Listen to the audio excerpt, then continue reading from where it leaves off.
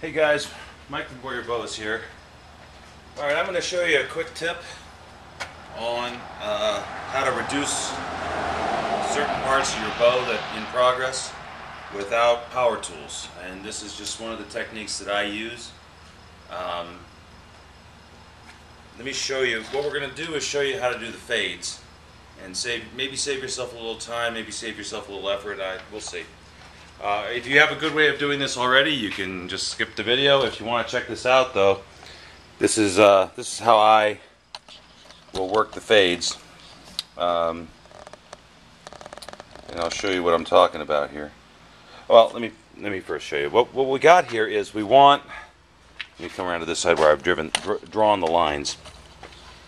Okay, I know it's dark, but this is what we want. This is the if it were going to be a riser, this is what we want. We want to take the handle and have a nice gradual curve into the working limb. This was going to be an English longbow, but I've just, after really looking at the wood and analyzing it, I think this is just going to be one of my Boyer bows, and I'm going to actually have a stiff handle riser on it. But in any case, you know, if you've been following that build along, you recognize the piece of wood. You say, hey, I thought you were going to make an English longbow out of this. Well, after looking at the wood and making, I think, what is the right decision for this piece of wood, I think it's better off becoming something that's going to be a really great bow instead of something that's going to be a real maybe bow. But here we go. Here's the riser. And as you can see, here's the line. I want to get rid of all that wood there. So how do you do it? Well, you could just do it a number of different ways. There's really no right way or wrong way. It's just get the wood off the bow. So you can take your rasp, get the toothiest part of the rasp, and just come in here and start grinding it off. Now, this is a piece of vine maple, and it actually sands down pretty easy. Whereas a piece of Osage or a piece of hickory may take a little more elbow grease. Maybe you decide, now if you have a power tool like a bandsaw, you can make really short work of that. Maybe you don't have a bandsaw like me, so you're going to come in with your regular saw and you're going to try to put it in an angle and do it that way. And that can work. Obviously you're going to want a bit more of a scroll saw type blade for that because you got to put the curve in it. But let's say you don't have either one of those. Here's the way I've been doing it.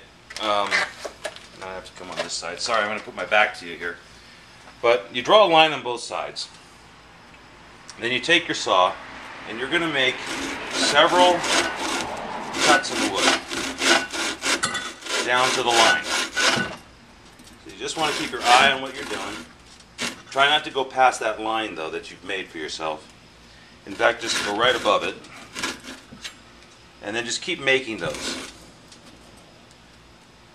This is real time here, so I'm just going to keep looking.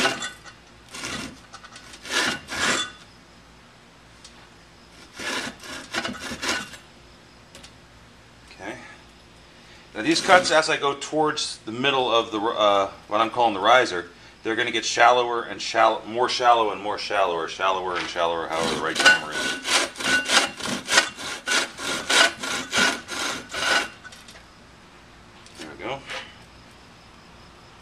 And you just keep doing that. And what I'm going to end up with is this real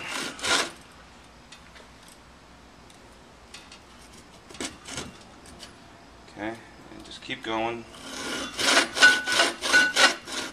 And I'll show you what this looks like before I finish it. Yep, one more.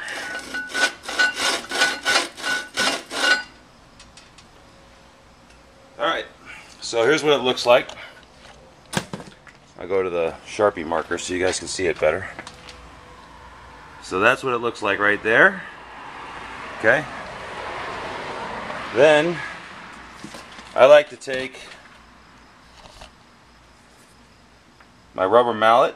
This is the, I guess, the softer rubber. This is the hard plastic-like part. And you just smack it. Smack that off. Right? Then you take your rasp and you clean it up.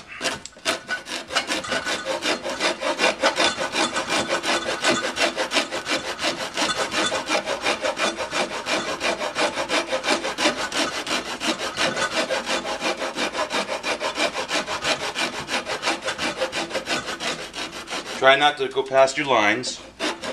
And watch the spot right here where your cuts connect to the working limb. You don't want to dig too deep here. I've already left extra wood, so I'm okay. I can cut into it just a little bit, but I'm going to try to cut into it as little as possible and keep this nice and flush.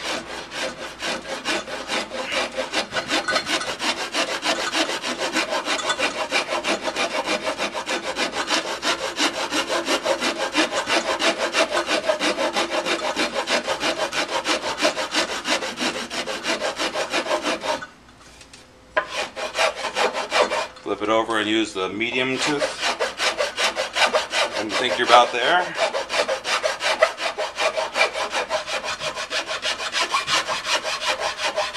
Sort of feather it out.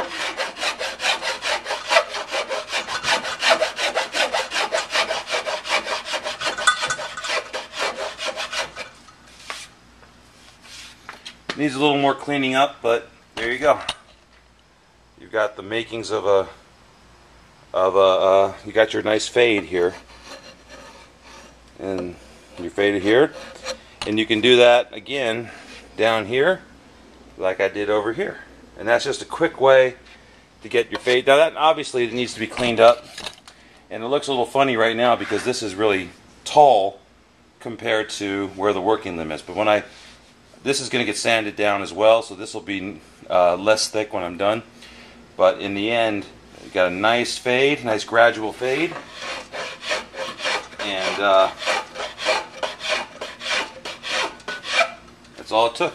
I don't know what it take, a minute, 2 minutes, a minute or 2 minutes to put the saw marks in, another minute to rasp it, 2 minutes to rasp it, and those can take forever if you just try to rasp it out. But it'll work on all wood, and it's just a quick way of getting that big chunk of wood off your bow.